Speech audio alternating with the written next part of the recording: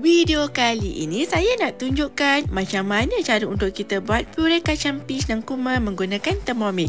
Jom kita buat.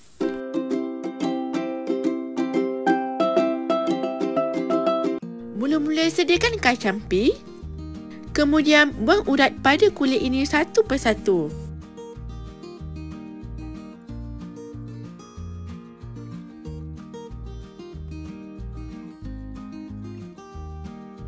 Sediakan juga kurma dan buang bijinya.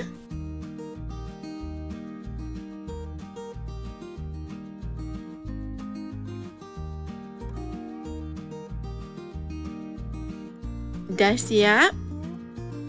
Masukkan air ke dalam mixing bowl. Letakkan simmering basket. Kemudian masukkan kacang peach dan juga kurma tadi. Tutup simmering basket.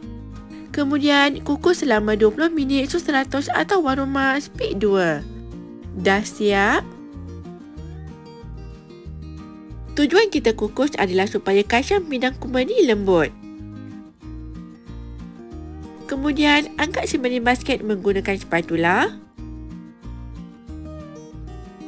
Buang air kukusan dan masukkan kacang peach dan kurma tadi. Masukkan sedikit air. Tutup dan kisar selama 15 saat, speed 10 sehingga tekstur halus.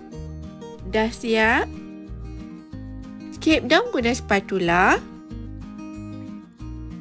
Anda boleh repeat lagi jika tekstur masih kasar. Saya tambahkan sedikit air. Tutup dan kisar lagi selama 10 saat, speed 10. Dah siap. Scrape down guna spatula.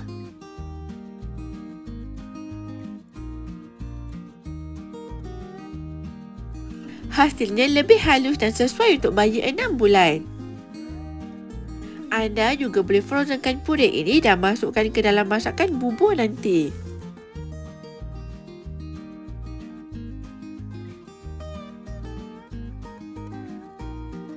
Sedia untuk dihidangkan.